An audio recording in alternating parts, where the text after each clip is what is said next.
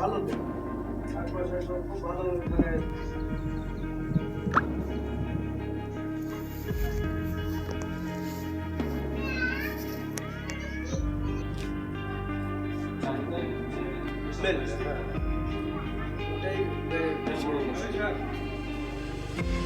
ছাত্র লকডাউন থেকে কোনো ছাত্রই নাই, এখন 2-3টা হচ্ছে, এই তো আসছে যাচ্ছে বসে থাকছে। এই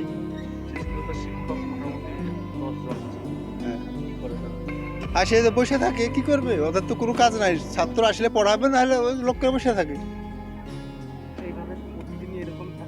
হ্যাঁ প্রতিদিন এরকম, প্রতিদিন আগে হতো না, এই কদিন থেকে হচ্ছে।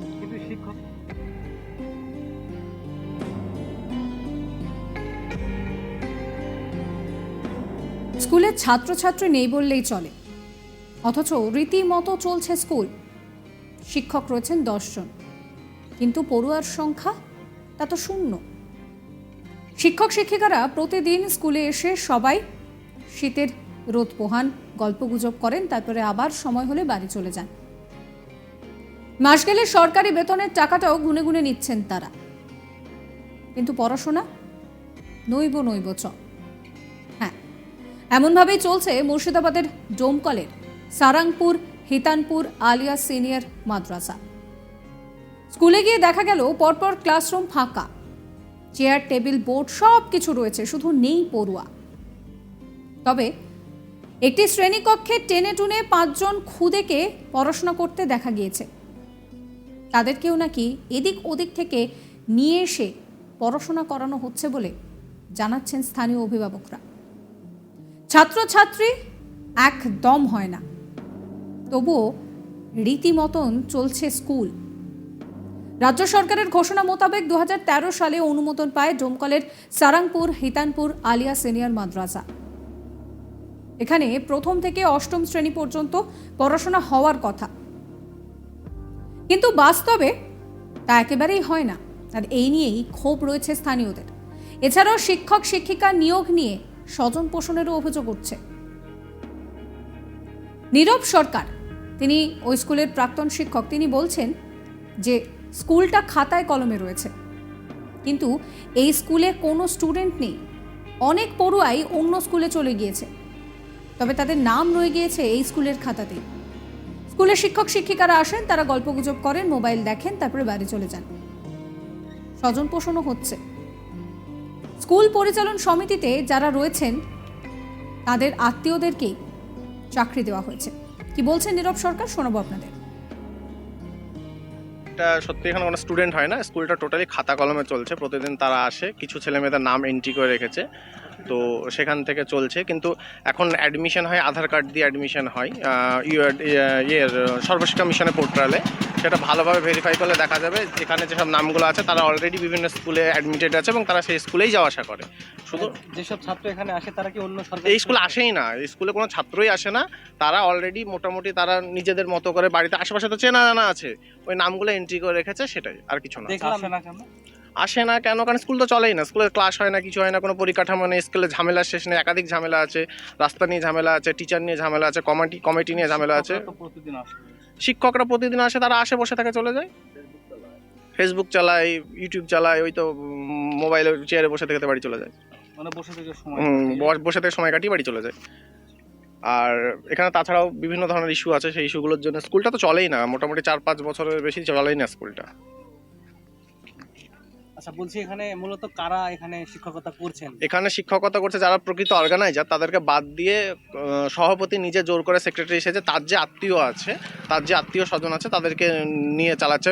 এখানে ভালোভাবে দেখা গেলে যে সভাপতি যে নিজে সেক্রেটারি এসেছে জোরপূর্বক, প্রত্যেকেই তার রিলেশন, আত্মীয়, মোটামুটি 50% তার আত্মীয় আছে। স্বজন পোষণের কোনো ব্যাপার? হ্যাঁ অবশ্যই, পুরোটাই স্বজন পোষণের কোনো ব্যাপার নেই না, পুরোটাই স্বজন পোষণ। যারা প্রকৃত অর্গানাইজার তাদেরকে জোরপূর্বক বাদ দিয়ে কোনো রকমের রিজাইন লেটার ছাড়া এখানে খোঁজ নিয়ে দেখা যাবে এখানে তার শালি কাজ করছে, তার মামা কাজ করছে, তার ওয়াইফ কাজ করছে, তার ভাইপো কাজ করছে, প্রত্যেকেই তার এবং তার বাড়ির আশেপাশে বা তার। এক স্থানীয় গ্রামবাসী গোলাম গৌস তিনি বলছেন যে লকডাউনের পর স্কুল সেভাবে চলেই না, সেভাবে পড়ুয়াও কেউ আসে না। তবে শিক্ষক শিক্ষিকারা আসেন, তারা গল্পগুজব করেন, আবার চলেও যান। শোনাবো তার কথাও। ছাত্র লকডাউন থেকে কোনো ছাত্রই নাই, এখন 2-3টা হচ্ছে, এই তো আসছে যাচ্ছে বসে থাকছে। এই স্কুলে তো শিক্ষক মোটামুটি 10 জন আছে। হ্যাঁ, কি করে তারা? আসে যে বসে থাকে, কি করবে? ওদের তো কোনো কাজ নাই। ছাত্র আসলে পড়াবে, না হলে ওই লোককে বসে থাকে।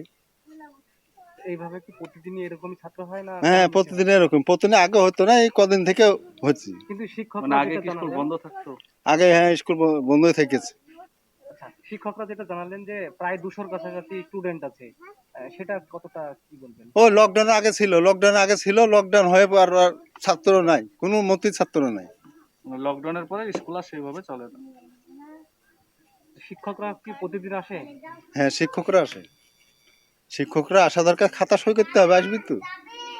তাহলে কি খাতা সই করেই স্কুল চলে এইভাবে, না বাস্তবে কোনো ছাত্রছাত্রী হয়?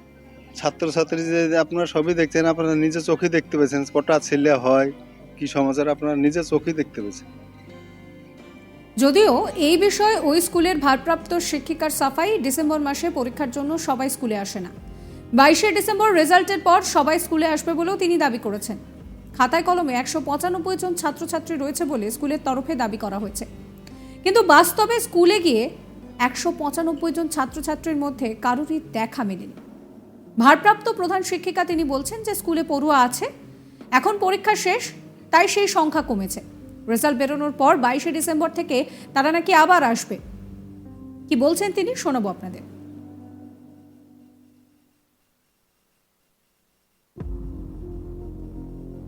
ক্লাস থেকে পড়াশোনা হয় 1 to 8। মানে প্রথম শ্রেণী থেকে অষ্টম শ্রেণী। বলছি এখানে এই স্কুলটা কবে থেকে চালু হয়েছে? 2013। তার মাঝখানে কি বন্ধ ছিল? হ্যাঁ, লকডাউনে বন্ধ ছিল 2 বছর। হুম। এখন আপনাদের স্টাফ কজন আছে, শিক্ষক বা যারা? 8 জন শিক্ষক আর 2 জন তো নন টিচিং, টোটালে 10 জন। টোটালে 10 জন। স্টুডেন্ট নেই কেন? স্টুডেন্ট আপনার আমরা এই তো পরীক্ষা হলো, ওই জন্য এখন মানে অনেকে আসছে না, এই পাশের গুলো আসছে যারা লেখালেখা শিখছে এরকম। আর আপনার ডেলি আসে, কিন্তু পরীক্ষা হলে ওই জন্য এখন কম আসছে। আচ্ছা, এত বড় স্কুলে মোটামুটি বাচ্চা দেখছি পড়াশোনা করছে। আপনার এই পরীক্ষা হয়ে গেছে বলে এই এখন কম আসছে, আবার রেজাল্ট হয়ে গেলে 22 তারিখের পর আসবে। এমনি খাতায় কলমে কজন আপনাদের আছে ছাত্রছাত্রী খাতায় কলমে? আমাদের ওই 195টা মতো আছে। আচ্ছা, ওরা কি আসে? হ্যাঁ, কন্টিনিউ বলতে মানে 30-40টা অল্টারনেট আসে। হয়তো টিফিন যেদিন দিই সেদিন 50-এর উপর হয়ে যায়। স্থানীয় বাসিন্দারা জানান যে এই স্কুলের শিক্ষক নিয়োগ এবং স্কুলের রাস্তা তৈরি করা নিয়ে বিতর্ক রয়েছে। এই বিষয়ে পরিচালন সমিতির সভাপতির সঙ্গে সঙ্গে যোগাযোগ করা হলেও তার কোনো রকম কোনো দেখা পাওয়া যায়নি।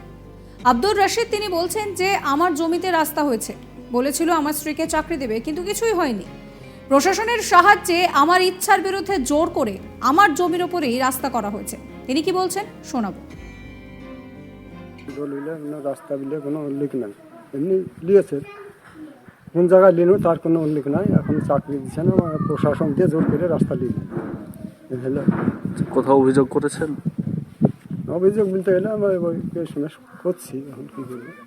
তো এখন যে রাস্তাটা আছে এটা কার জমি দিয়ে হয়েছে? রাস্তাটা আমার জমি দিয়ে। আপনি স্বেচ্ছায় দিয়েছেন? না, তাহলে কিভাবে হলো? ওই তো প্রশাসন দিয়ে করে নিল, তার বিনিময়ে আপনার কিছু দেয়নি আমাকে। আপনার স্ত্রীকে চাকরি দেওয়ার কথা হ্যাঁ, চাকরির দরকার ছিল, মেট্রোনের চাকরি। সেটা কত সালে? ওই স্কুল যখন হইলো তখনই। 13 সালে বলছে? হ্যাঁ।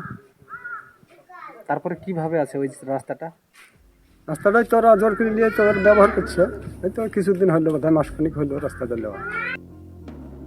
এই ভিডিও সম্পর্কে আপনাদের মতামত কমেন্ট করে নিচে কমেন্ট সেকশনে জানাবেন। সমস্ত খবরের আপডেটের জন্য সাবস্ক্রাইব করবেন আজ তাক বাংলার ইউটিউব চ্যানেলকে, ফলো করতে ভুলবেন না আজ তাক বাংলার হোয়াটসঅ্যাপ চ্যানেলও।